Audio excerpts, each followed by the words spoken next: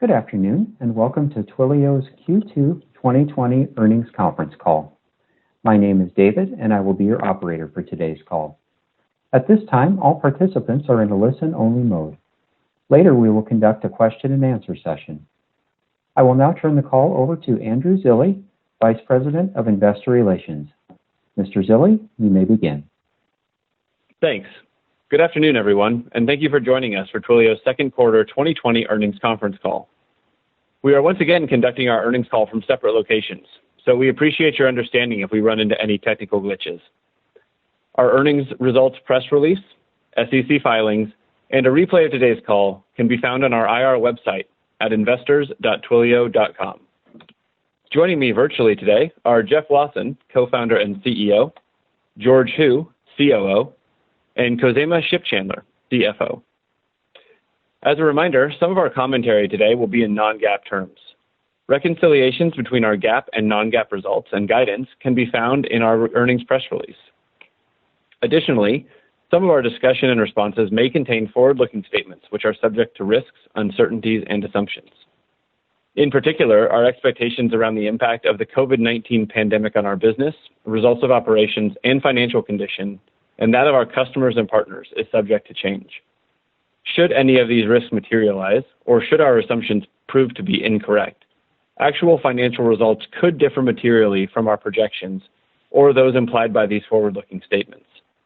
A description of these risks, uncertainties, and assumptions, and other factors that could affect our financial results are included in our SEC filings, including our most recent report on Form 10-K and subsequent reports on Form 10-Q. And our remarks during today's discussion should be considered to incorporate this information by reference.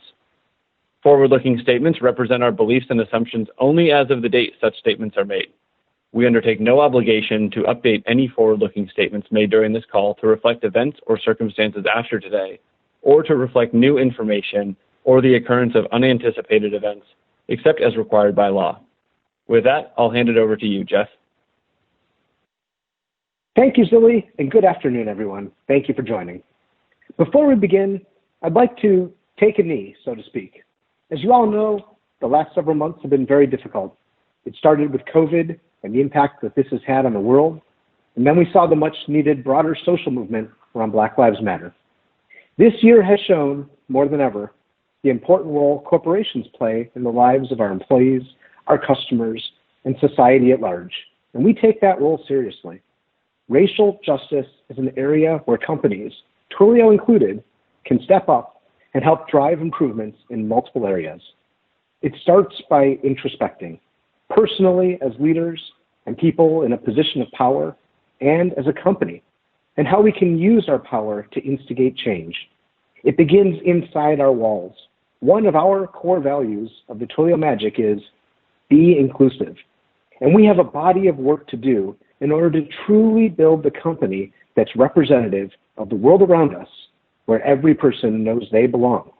But we are committed to that work and make small strides of progress each day. But we also know the power of coming together as a company to fight systemic injustice as we commit as a company to the principles of anti-racism. And as I've talked with Twilions around the world in the past couple of months, I found that we have a company full of people who support this cause, both the issue of racial injustice facing Black Americans and other groups like Latinx and Indigenous Americans, also similar issues that face communities around the world. In EMEA, APJ, LATAM, I found similar desires to engage, to do the work, and to fight in each one of our communities for the issues of diversity, inclusion, and belonging that face every community. I'm humbled and inspired by all of you, especially in a year where people could say, look, we have enough other problems right now. So thank you, Twilions, for engaging and committing to doing this work. We know our work as individuals, as leaders, as a company is just getting started. And we stand in solidarity with the Black community and believe unequivocally that Black Lives Matter. Consider this my taking a knee to begin this earnings call. Now, on to Q2 results. We saw continued broad-based strength in our business in the second quarter as our customers leverage Twilio to build the future of customer engagement. Over the last several years, we have built a well-diversified customer base across industries, regions, and company size that has driven our great results. And now we're seeing the strength of that diversification really play out during COVID, as we've seen new industries, new use cases offset some of the more negatively impacted areas.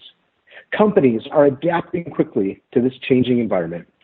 Over the last few months, we've seen years-long digital transformation roadmaps compressed into days and weeks in order to adapt to the new normal as a result of COVID-19.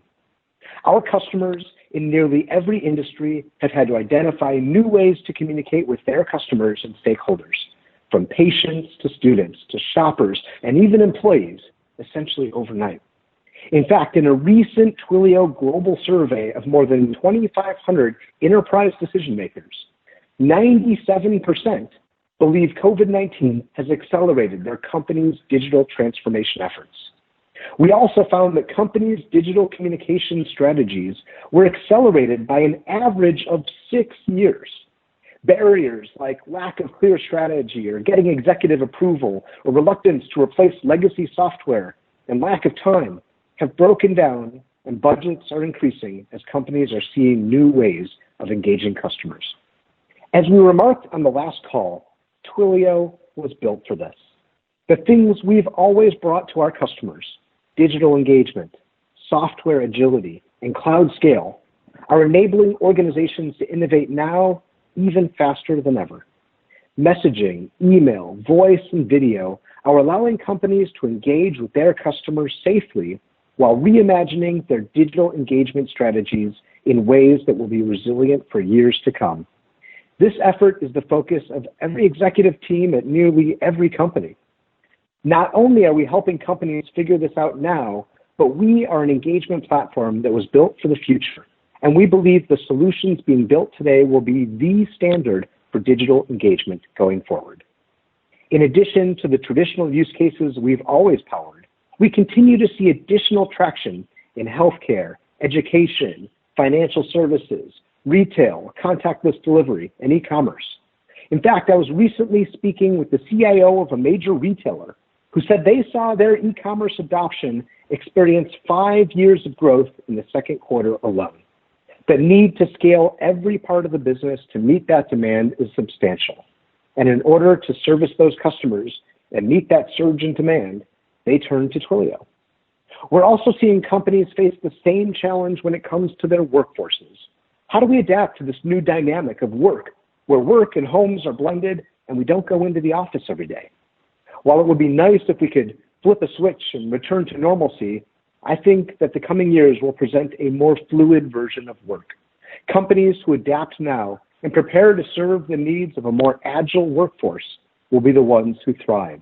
For example, companies must prepare for customer service agents to work from home rather than a crowded call center. Retailers who rely on the expertise of their in-store sales associates will need to create workflows where those employees can still advise customers digitally. Banks will need to replace their traditional in-person branch processes to online services. And the tools and services that keep these agile workforces up and running, like Twilio, will continue to see demand increase. We are just scratching the surface of this huge opportunity as companies around the world reimagine their customer engagement for the digital world. This is what Twilio has always been focused on. And now this opportunity has been supercharged as customers continue to use our customer engagement platform for new use cases brought about by the current environment. While there's a lot of uncertainty in the macro environment, we remain cautiously optimistic about our opportunity for the remainder of this year, and we're even more excited about what we can do in the long run. Before I hand it over to George, I want to highlight a couple of other items. I want to welcome Michelle Grover as Twilio's new Chief Information Officer. Michelle joins us from SAP Concur and will be responsible for the technology systems and processes that drive innovation and growth at Twilio, ultimately empowering the company to better serve customers. We're thrilled to welcome her to the team. I also want to remind everyone that Signal, our customer and developer conference, is coming soon. From expert speaker sessions, product deep dives, speaker panels, and more, Signal delivers powerful and practical sessions to build legendary customer relationships with Twilio. You'll learn how to unlock the power of a single communications platform to engage with your customers anywhere on any channel. It will be a virtual event held September 30th to October 1st, and you can register today at twilio.com/signal. Finally, I want to thank our employees for their dedication to our customers during this unprecedented time and for delivering these great results. I also want to thank all of those who are on the front lines of this pandemic and continue to fight to keep us healthy and safe, our food supplies continuing, and our stores stocked. Thank you for everything you're doing for the rest of us. With that, I'll hand it over to George. George? Thanks, Jeff. Against the backdrop of a very difficult macro environment and the first full quarter of remote work, our team pulled together to deliver great results in the second quarter.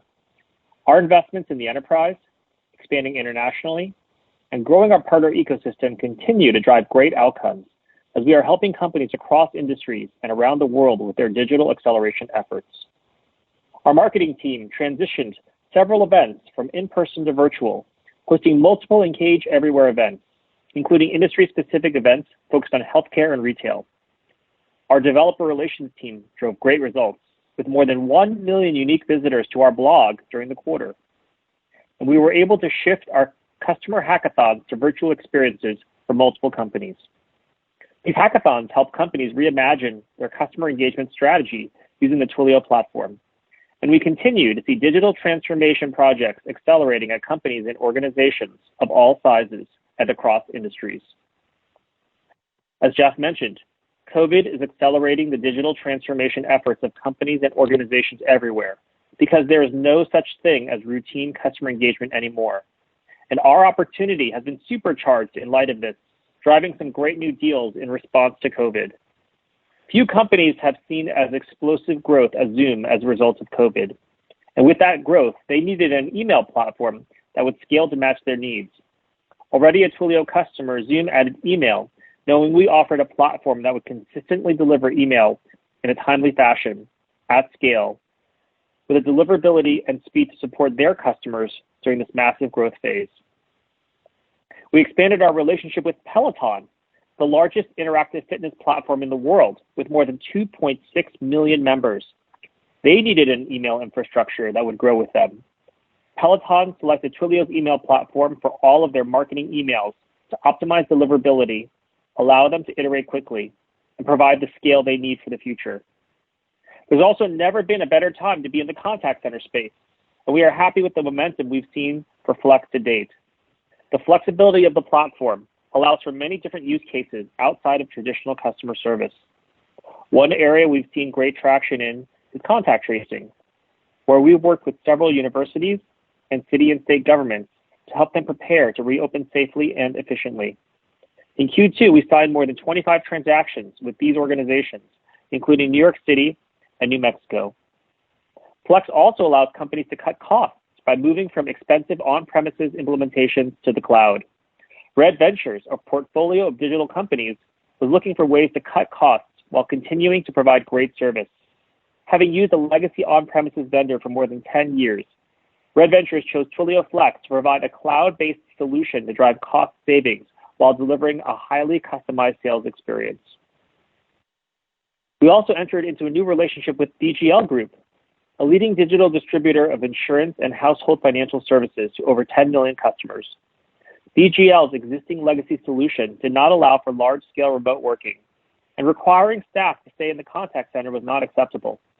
DGL turned to Twilio Flex to deploy a remote contact center, enabling several hundred agents to be up and running in 2 weeks, and according to the DGL team, drove a straightforward decision to change. Our results also show the power of our diversified go-to-market, supporting companies of all sizes across multiple industries and geographies.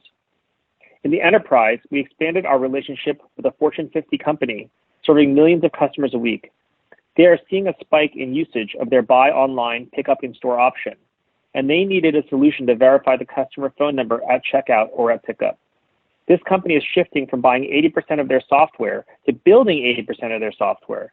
and selected Twilio to build a solution using Twilio Verified, Lookup, SMS, Voice, and Email. We entered into a new relationship with a Fortune 50 multinational company that needed a more efficient and effective way to issue escalation alerts and notifications from their ServiceNow command center. They will be implementing ServiceNow Notify, powered by Twilio SMS and Voice, to seamlessly deliver these critical communications to global employees and executives to ensure fast response times for their customers. We entered into a new relationship with CBRE Spain, a division of the world's largest commercial real estate services firm. Like many companies, CBRE Spain was trying to imagine what a return to the office would look like. Their head of digital and technology stepped up and built a solution in less than 24 hours using Twilio Studio. With Twilio Voice, IVR, SMS, and email, employees can now book a desk over the phone, receive an SMS to confirm more information about the reservation, and finally, receive a personalized email with authorization to return to the office. Globally, we've also had tremendous success. We entered a new relationship with Tokopedia, an Indonesian technology company with a mission to democratize commerce through technology.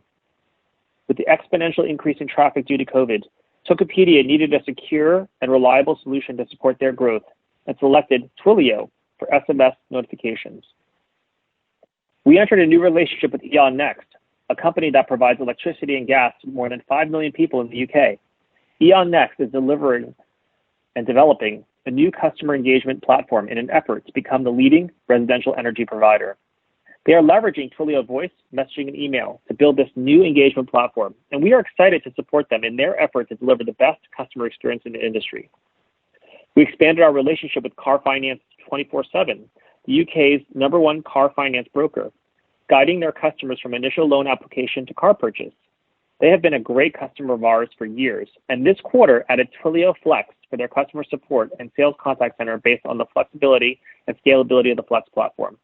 We're excited to continue to build on this great relationship. Overall, I'm very proud of the entire team for their performance through the first half of this year.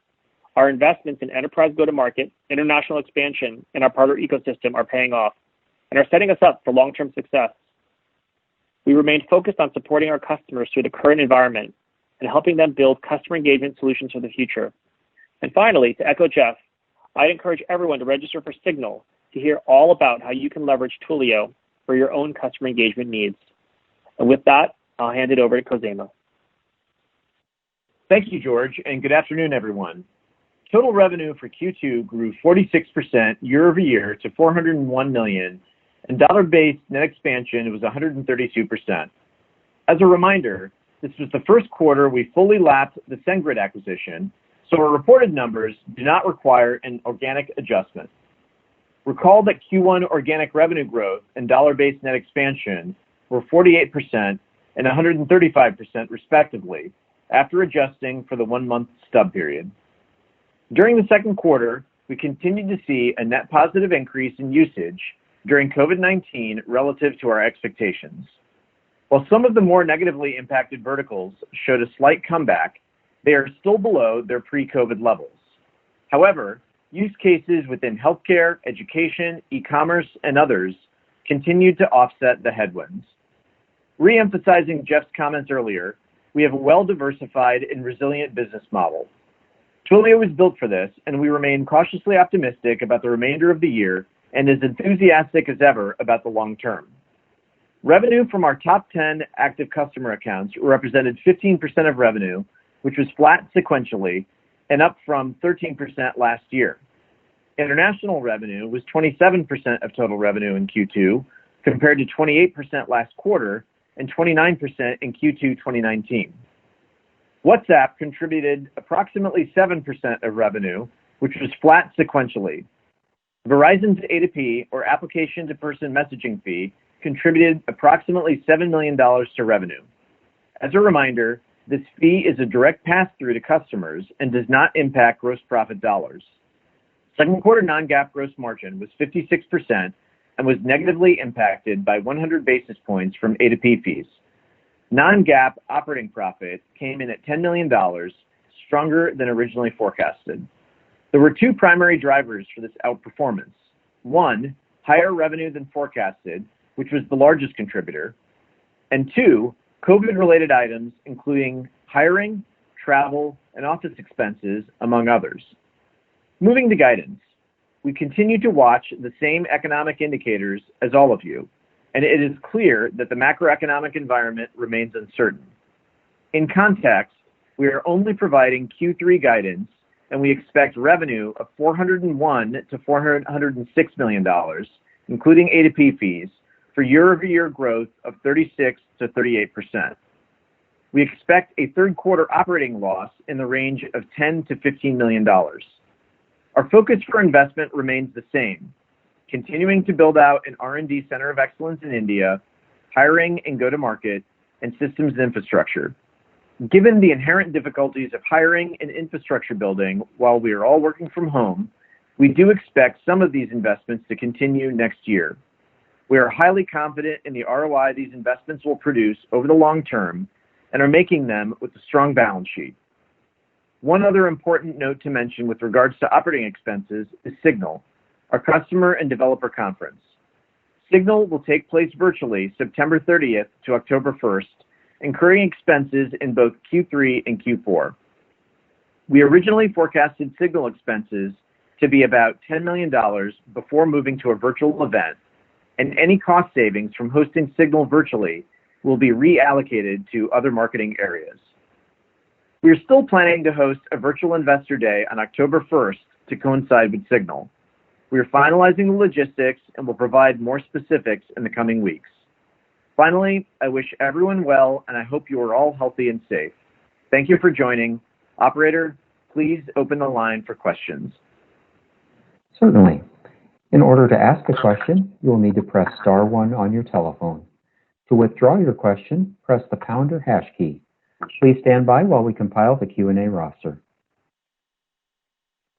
Your first question comes from the line of Meta Marshall with Morgan Stanley. Your line is open. Great, thanks. Maybe a first question just on, how has COVID informed where you or how you continue to evolve the platform? Are there areas where, it's been highlighted by customers that they would like more investment or more capabilities? And then second, just, how has it changed how the ISV or SI community has their interest level in working with you guys and level of engagement with those communities? Thanks. Thank you, Mita. This is Jeff. I'll take the first part of the question, and then maybe I'll have George answer the second part. Well, with regard to how we're evolving the platform, I think there's two parts to that answer. First is one of the neat things about being a platform and being APIs that can be used to build so many different things is that we don't necessarily have to rebuild our product for new scenarios or new use cases that arise because of COVID. In many ways, our platform approach allows us to be adapted very well to changing circumstances. And so that really makes our product very perfectly oriented towards uncertain times like this. I've talked about how the need for software agility is one of the key things that the world has needed during this time to respond to unprecedented events. And so I think our platform is nicely oriented towards helping our customers solve problems that maybe didn't even really exist in the world 6 months ago. But as far as how we are, adjusting our roadmaps, there are adjustments that have been made. For example, we are investing quite a bit in our video product to respond to new demand and new use cases that are rising or are accelerating in their demand because of COVID. And so that's an area where we're focusing our energy, as well as many of the new use cases that are emerging because of it, because of things like contactless delivery or telehealth or distance learning, right? These bring about new use cases or growth of existing use cases that may have existed before but are achieving new levels of interest and scale. And then those things will then help us to adjust our roadmap. But like I said, as a platform, I think we're really well positioned already to be able to capture new workloads as they emerge. It's not like we have to go reinvent our product or build a brand new product for these emerging use cases, and that's a pretty good attribute of a platform business like ours. With that, let me hand it over to George to talk about the ecosystem. Thanks, Jeff. I think that what we're seeing in the ecosystem mirrors a lot of what you said. Certainly on the ISV side, we've seen traction with companies that are developing new and disruptive business models to try and address COVID scenarios. So we've seen growth in ISVs that are focused on, changing education through, remote proctoring, We've talked about our relationship with Epic, and we're definitely seeing more companies in the telehealth space, ISVs, want to work with Twilio. And then on the SI side, it's also been a catalyst for us to build relationships with SIs. I think a good example of that would be what we're seeing on the contact tracing side, that a lot of these contact tracing use cases with state and local government, they're bringing in SIs to help them do the work, and these SIs are being introduced to Twilio, and in some cases deepening their relationship with Twilio because of this. And as they learn more about us and see what's going on with our technology, they're more and more excited about it because it's such a great fit for this time and place. So overall, I would say we've definitely seen it as a catalyst for improved growth and relationships in some of these specific areas. Great, thanks and congrats. Your next question comes from the line of Alex Zukin with RBC Capital Markets. Your line is open. Hey guys, thanks for taking my question and congrats on a great quarter. Maybe just two for me. The first, maybe just help us understand a little bit around the magnitude of the headwinds and how much they've improved, and whether you're seeing some of these new tailwinds as a structural change to the way that your product is even perceived in the marketplace.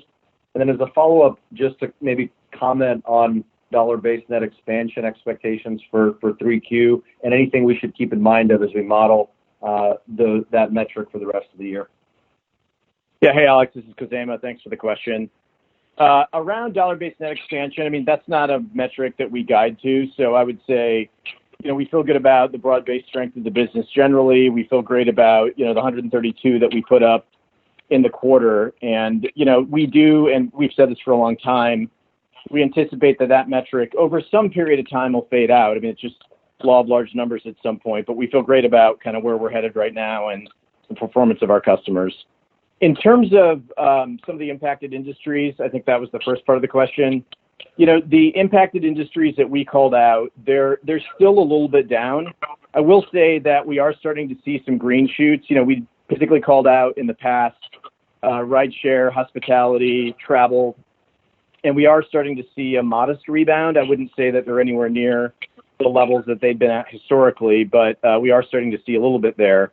And then I think on the plus side, some of the other areas that, Jeff had called out previously around education, healthcare, e-commerce, even philanthropy, I think these are now becoming kind of secular tailwinds for us. And so I think we're starting to see structural changes in consumer behavior, which are going to drive some ongoing and long-term strengths in those industries for us.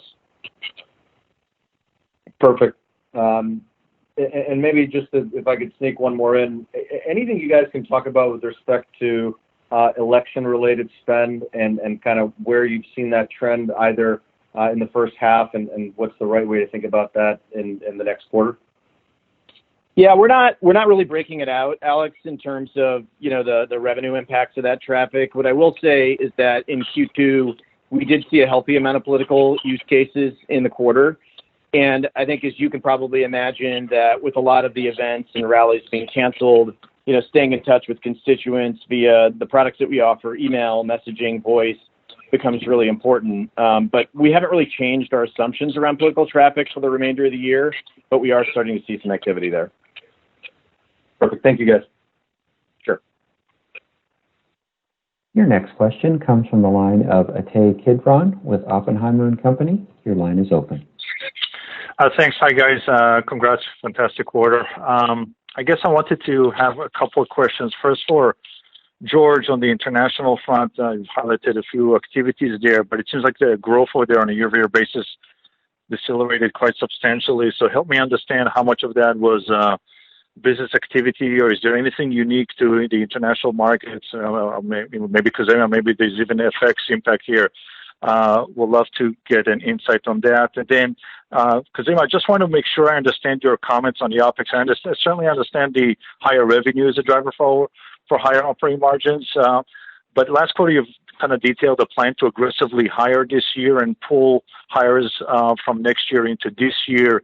Are you basically saying you're not able to run at the pace that you were planning to do? Why don't I start, and then Khozema can go into the hiring piece. This is George. So in terms of the international mix, certainly it's changed marginally as Khozema talked about in the numbers in terms of our percent of revenue from international.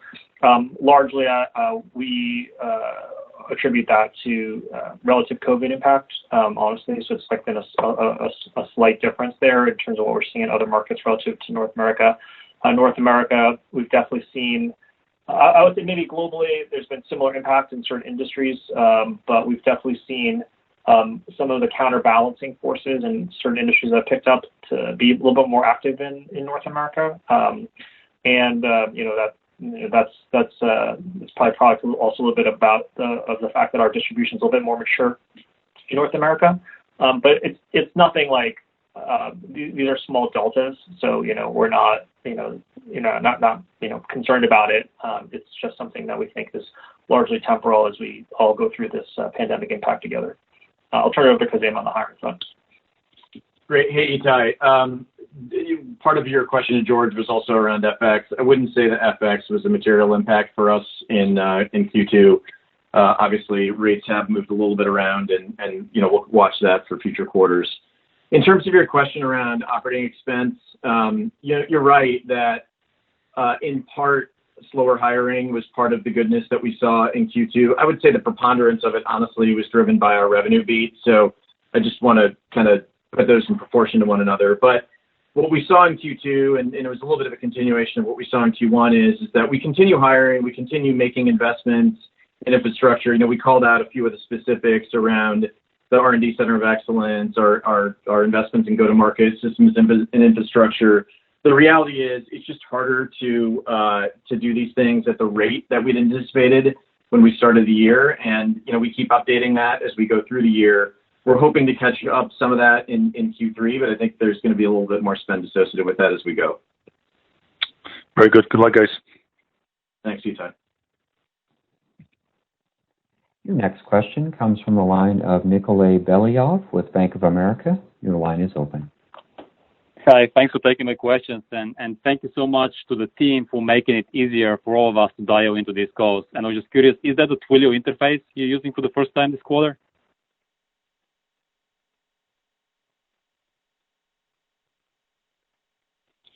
Hey, Nikolai, it's Billy. We changed vendors. It is not. It is not a Twilio interface for this quarter. Okay, look forward to the new interface in the future. My question is around the Flex. Clearly, great traction, consistent with our field checks. And one thing that we heard from your Flex partners, which tend to, of course, sell the smaller Flex deals, is that, well, Flex is more of a framework rather than an actual product. It takes on average 1 to 3 months to install Flex. And you guys, in your prepared remarks, you were talking about a 2-week kind of implementation cycle, which is amazing. So this still seems to be some lingering perception that Flex is more of a framework rather than an actual product. Is that an issue in your sales cycles, and how are you guys addressing that if that's the case? Well, this is George. I mean, certainly, like the value proposition of Flex is around the word flexibility, right? The product can be highly tailored to the needs of a customer, which is one of the great selling propositions of the product. Obviously, to do that tailoring, that customization requires some amount of time, and it really depends on the complexity of the use case. So, we definitely can get customers up and running for to get started within a couple of weeks and get a lot of value out of it. And then usually those customers over time want to do more and more. So it really, I think, depends on the nature of the use case. Just moving agents home or setting up an IVR can be relatively quick. To do a full rip and replace of a complex contact center is, realistically not going to happen in 2 weeks. I don't care what product in the world you're looking at. But Flex definitely is a fantastic product. You're right, it is getting traction in the marketplace. The value proposition is resonating, and I think those field checks you're doing are on in terms of the demand. And I think as people get more educated about the platform and the value proposition, I think people are starting to realize that this model is actually the future. So we're excited about it, and we're seeing excitement in our partner community as well. And a quick follow-up to Khozema. Khozema, what was the linearity in the quarter, April versus May versus June, and what trends are you seeing in the month of July? That's it for me. Thank you. Yeah, I'm not going to comment on the current quarter. I would say, I mean, it's been pretty steady. I mean, we don't typically break out linearity in terms of our performance, but we're seeing pretty consistent results through the balance of the quarter. Thank you. Your next question comes from the line of Will Power from Baird. Your line is open. Okay, great. Thanks. A couple of questions. I guess probably first for Khozema, as we think about, Q3, guidance, the revenue's up a bit sequentially, but not to the degree that we've seen in past years. So I guess I just wonder if you can comment on the broader trends you're seeing in the business. Are you seeing, any kind of meaningful, slowdown in traffic, and to what degree perhaps is conservatism, part of that, just given some of the ongoing uncertainties? And then I'd love to come back to, Jeff, some of the comments on new use cases. I wondered, if you could expand upon perhaps what you view as some of the more innovative use cases and how you're thinking about the staying power of some of those use cases as we kind of move past this pandemic at some point. Yeah, hey, Will, this is Khozema. I'll go first, and then I'll turn it over to Jeff. I wouldn't call out anything specific in terms of our Q3 guidance. I mean, we delivered great results in Q2, and we continue to see broad-based strength across a very diversified business. As I mentioned on the call, we continue to see all the same economic indicators that you do, and I think there are still some questions around the macro environment. So we're definitely cautiously optimistic about Q3 and the second half of the year more broadly. We're extremely optimistic about the longer term, but we're having a kind of a hard time predicting the future in the very near term. And so I think our Q3 guidance, putting aside the sequential, certainly shows continued strong growth on a year-on-year basis, and we're very comfortable with the range we provided today. With that, maybe I'll give it over to Jeff. Great. Thanks, Will, for the question. Yeah, so I think, we've seen so much innovation go on in the last, say, 6 months in related to COVID. And, I look at this as an acceleration. I think that's how our customers do too. We mentioned that survey that we did, which essentially COVID is accelerating plans, and things they might have dabbled in or maybe taken their time with have been really accelerated because of the necessity of COVID. And so I look at some of these really innovative use cases. Like one of them that I love is the curbside pickup. And I've been a customer of these curbside pickup workflows at retail businesses where you order online and then basically you drive by, and it's a very streamlined workflow where they basically throw your bag into the backseat of your car and you keep driving. And it's like, if you're going to the store to pick up, I don't know, like a bag of marshmallows, and do you want to walk into the store and have to go, find the right aisle, or do you want to use a great convenient interface on your phone and then basically drive up, text, something like I'm here, and have them put it in your car? And I think that even after COVID is over, these workflows are going to be really powerful way for bricks and mortar retailers to provide a great customer experience, leveraging their online presence as well as their offline and bricks and mortar presence.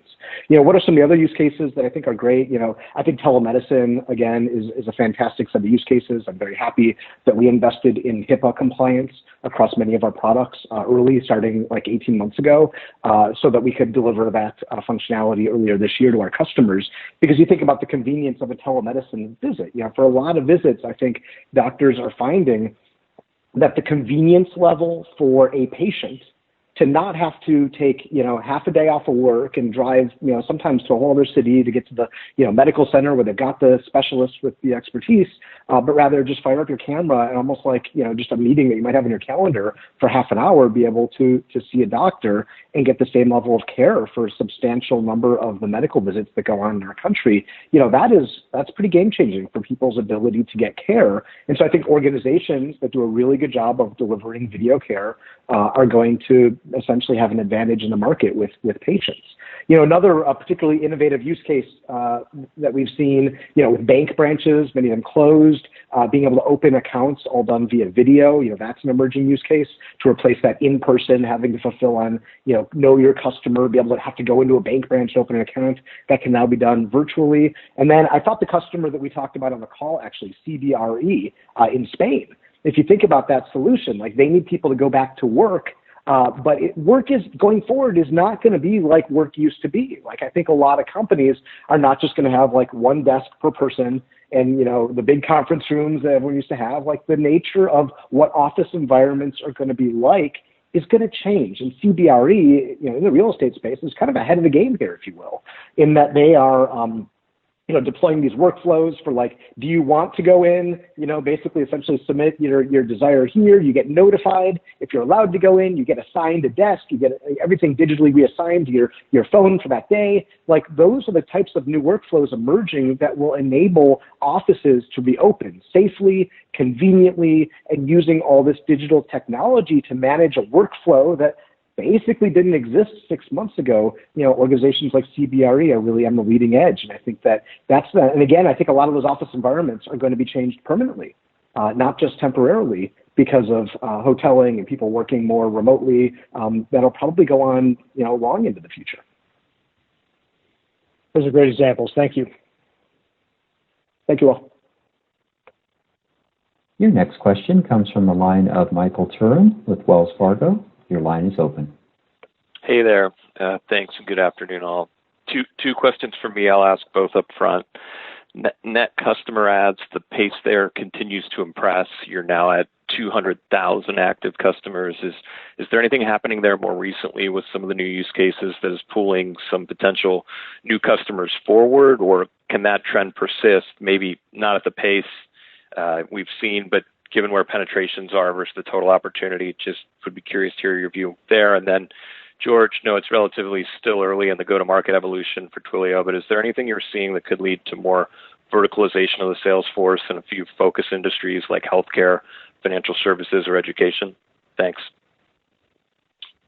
This is George. Yeah, thanks for the question. I'll take a crack at both of those, and then certainly anyone else can chime in.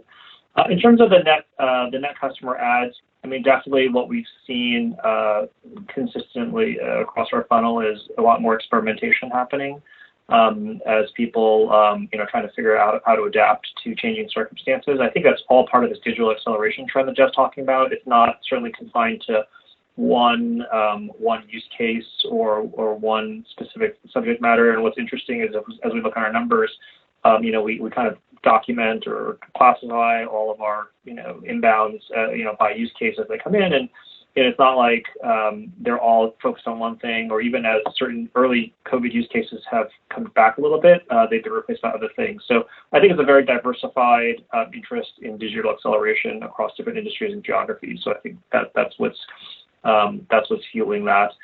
In terms of the verticalization, I do think there is an opportunity for us to do more of that in the future.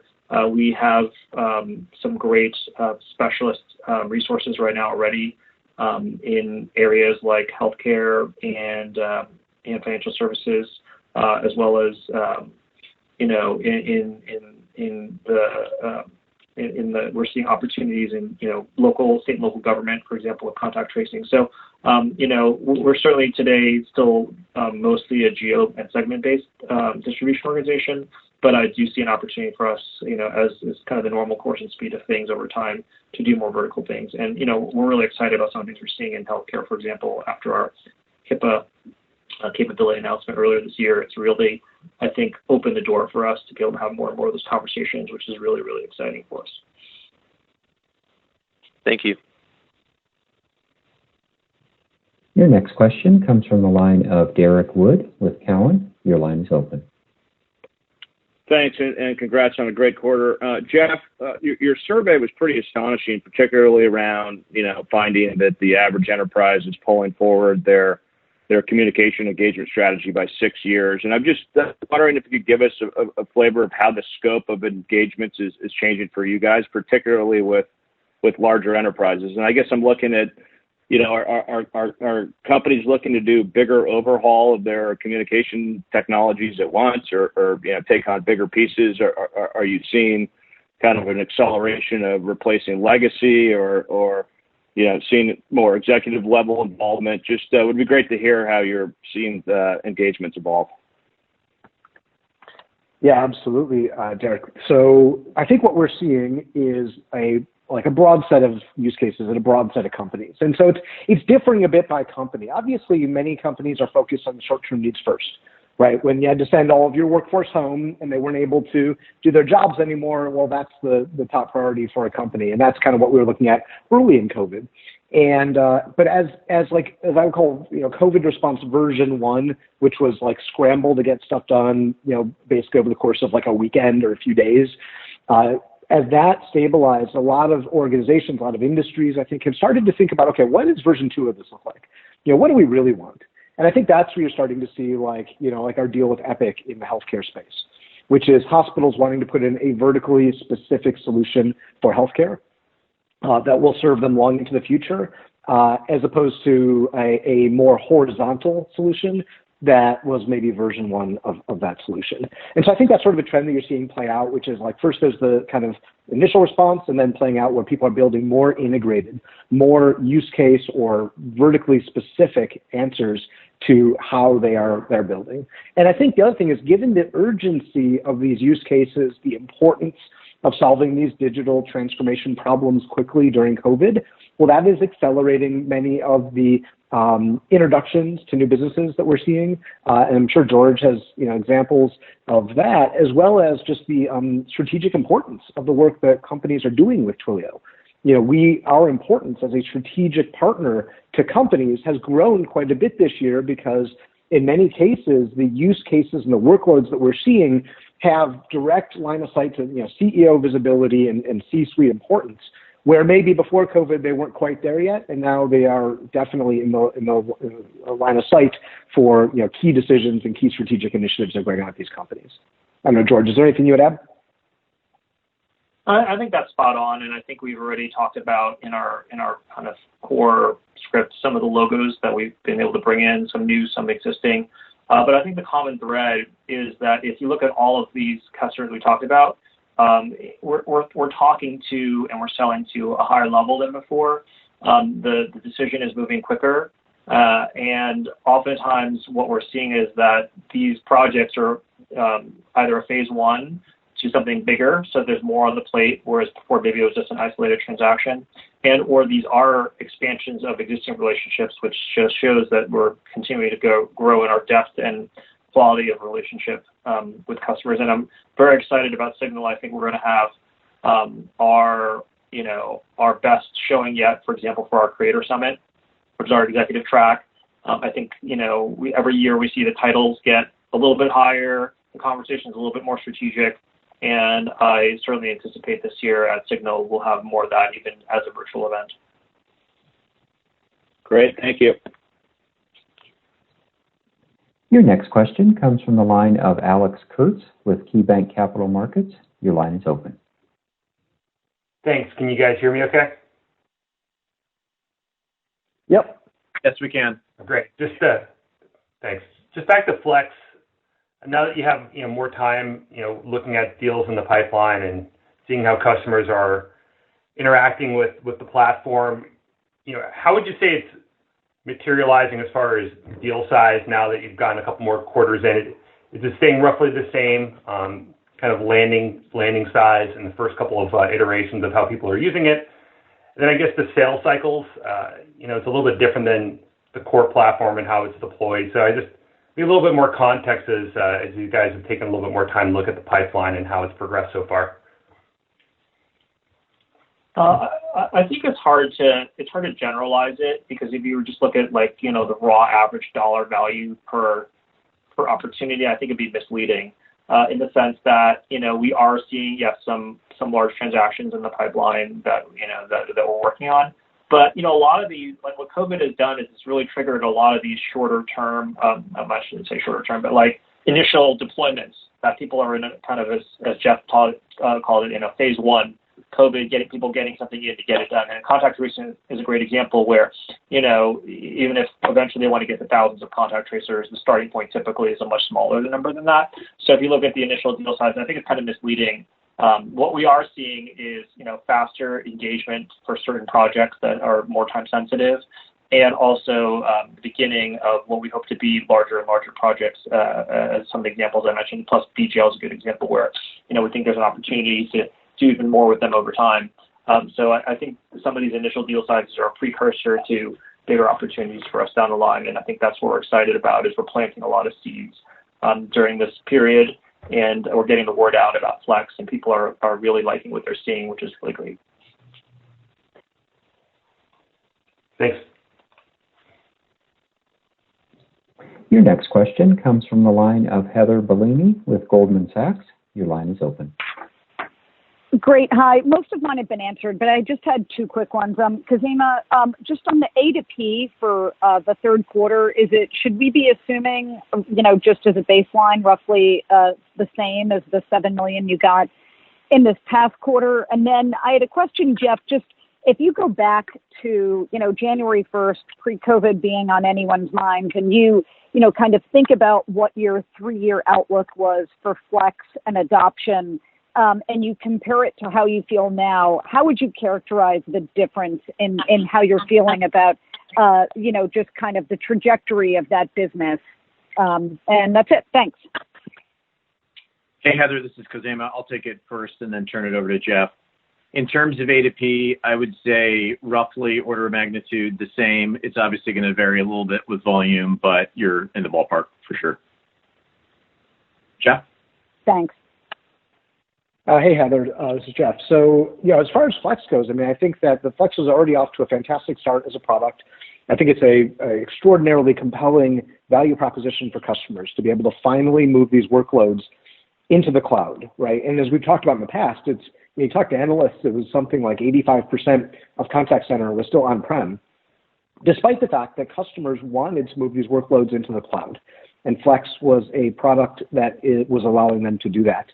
And I think COVID has only accelerated the adoption of that idea. We talk to customers. There's a lot of customers who had plans to move their contact centers into the cloud, and these were multi-year roadmaps, and those roadmaps have just been getting compressed.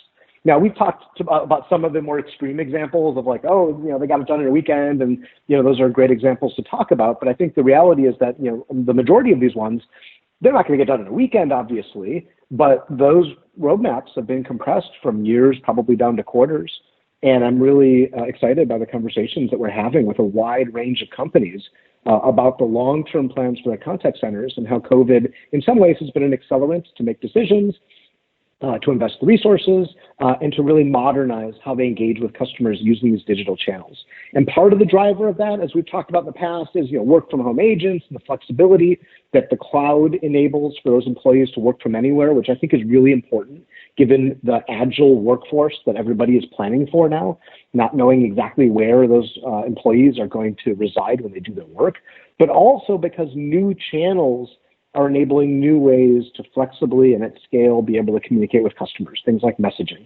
And one of the things we hear pretty consistently from customers on Flex is that messaging, so SMS or WhatsApp or Facebook Messenger, using these messaging channels to be able to engage with customers in many ways is game-changing. And I think Flex is the best messaging-oriented contact center out there. And so I think that's another driver that was existing before COVID, and now because scaling up these digital channels is getting even more important, Flex is an even more valuable value proposition for customers because of it. So I think there's multiple reasons why Flex is a great product for the market before COVID, and now because of COVID, that's even accelerated. Thank you so much. Your next question comes from the line of Mark Murphy with JP Morgan. Your line is open. Yes, thank you. I'll add my congrats. So, Jeff, we've heard some commentary from your peer group that the increased usage that was driven by COVID-19 peaked back in April, and then it has dissipated month over month, but it's remained at an elevated level. Some of that might have related a little more to the video conferencing scenarios. I'm just curious, did you sense that to any extent, or are your use cases broader to such an extent that it doesn't apply, or that it's kind of getting counteracted by the other scenarios that are newly emerging? Well, given that we have a almost entirely usage-based revenue model by the magnitude of our performance, our beats this quarter, I think you would say that usage continued to grow. And when you look at the factors, as Khozema talked about earlier in the prepared remarks, there are some headwinds to certain industries, and we support those customers and helping them to build through the crisis, but they have seen decreases in usage for certain of those key, travel, hospitality type industries.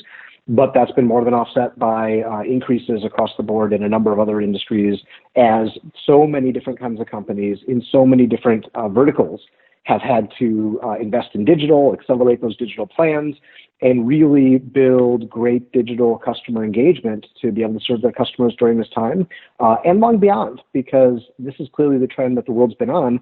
And so those plans that have been accelerated per our survey, companies took their plans and accelerated them by, on average 6 years.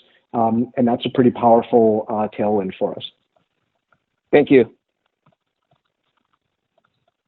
Your next question comes from the line of Matt Stotler with William Blair. Your line is open. Hey guys, thanks for taking my questions. First one, just another question on Flex. There's been some positive headlines around Flex adoption. A lot of interesting use cases and ways that it's being leveraged in this current environment. We'd love to touch base on where we are in terms of feature functionality. I know this is a year that you guys have positioned as kind of reaching that critical feature functionality for broader adoption. I'd love to get an update there and any compelling opportunities that you see to add further capabilities from here.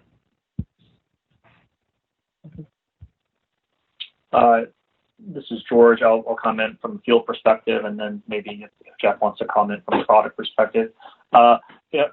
Certainly, we are executing our plan. So, we're definitely seeing the product velocity be on pace, and so we are delivering more and more capabilities as you would expect. So, and we're seeing that play out in terms of our success in the field. So, overall, I think we feel good about our product velocity. Always more to do, it's just the nature of software. And this is a critical year for us, but overall, we're happy with the progress. I don't know, Jeff, if you want to add more color. Yeah, absolutely. There's always more features and functionality to add based on customer need. I think that the key thing that we have done with Flex is get the sort of the bones of the product right, the architecture, the core value proposition, the programmability model that allows customers to go build on top of it. Those are things the industry hadn't seen before, and that we introduced in a way that enables companies to move really sophisticated workloads to the cloud in a pretty unprecedented way. And so while there is the feature roadmap that we're always investing in, I think the hard things to get done, really, that architecture, that core foundation to build upon is so good. As it relates to the sort of foundational features that we keep building, absolutely, we've been knocking those out. Probably the biggest requested one was outbound dialing. We knocked that one out in Q1, and we continue going down the list to finer and finer grained kind of foundational features for our customers. We have reprioritized some of those in favor of COVID-related features and functionality that customers have needed to scale those COVID-related workloads in this year. But we feel great about the progress we're making around those features and the customer adoption and customer feedback that we're getting as it relates to both the kind of foundational elements, the architecture and the core value proposition, as well as the roadmap for building out those features that help customers along. Right, got it. That's super helpful. And then just one quick follow-up. As someone who mentioned before, I mean, the pace of customer adoption has really picked up. Through the last 4 quarters, 10,000 plus net adds. But obviously, still, a lot of revenue coming from existing customers. The net dollar retention rate's very positive. So, what does the land and expand motion look like? It's been a big part of your business historically. But what does that look like in this COVID environment? And are you seeing any trends towards larger initial contracts or initial usage? Thank you. I would say we haven't seen dramatic trends in that. I would say, as I've said before, that we're seeing a lot of interest in terms of signups, experimentation. So again, I think if you just look at raw count of dollars per new signup or things like that, I don't think that's the story here. I think the story is we are seeing just more interest top of funnel, and that we are seeing some of these use cases drive significant growth for us, even as other industries are being impacted. So I think that's been consistent. We are doing very well with our top customers, as you alluded to, and definitely what we're seeing in the world in general is that this pandemic is creating certain companies that are it's a headwind for some, it's a tailwind for others. And for the ones who it's a tailwind for, we're definitely growing along with them and doing very well. So I think that's kind of behind some of the numbers and trends we're seeing. Got it. Thank you, and congrats again. Your final question comes from the line of Rishi Jaluria with D.A. Davidson. Your line is open. Hey guys, thank you so much for squeezing me in, and nice to see continued strong results in this environment. Just two questions for me. First, in the discussion on these new verticals and new use cases, I understand, you're a platform. People are going to always find new ways to, use the Twilio platform, and that's, I think, a really exciting part of the story. Is there potential that, one of these kind of newer verticals or newer use cases can be somewhat productized in the same way that you're doing with Flex in the contact center? And then I wanted to ask Khozema about gross margin. Even if we control for the A to P, right, it looks like gross margin declined about 70 basis points sequentially, 260 basis points year over year. Just any color you can provide on this, because I know there are a ton of moving pieces in what drives gross margins. Thanks a lot. Yeah, hi, this is Jeff. I'll answer the first part of the question, then I'll hand it over to Khozema. So as far as the new use cases that are emerging because of COVID, I think that one of the things I've talked about in the past is the great things about being a platform business is that we deliver these building blocks to the developers of the world and to all of our customers. And, they build solutions to the big problems that they have in their business. And by the very fact that customers are taking our building blocks and are building solutions to big unsolved problems, like the fact that they're taking their time and their precious developer resources to go build on our platform, indicates that there is probably an opportunity. And when we see areas where many customers are going and essentially inventing the same thing, we see that as an opportunity to go and essentially assess whether this is a big, broad need by the market, and whether by us building product there, we can accelerate all of our customers' ability to adopt that kind of use case. And that's exactly what led us to the opportunity with Flex. And I think we do continue to see opportunities that arise that have been maybe not created because of COVID, but accelerated, like greater macro trends that have been accelerated because of COVID, that are opportunities for us to go address with future product. And with that, I'll hand it over to Ko. Thanks, Jeff. Hey, Rishi. There's nothing really specific that I would call out around gross margins. We pointed to the A to P fee impact, and as we've said in the past, the gross margins can bounce around a little bit due to a variety of factors. We've, in the past, talked about customer mix or geographic mix, products, FX, what have you. There's really no change to our model. We still see gross margins in the mid to high 50s for the foreseeable future. So no real thing to call out there. Okay. There are no further questions at this time. Thank you for participating. You may now disconnect.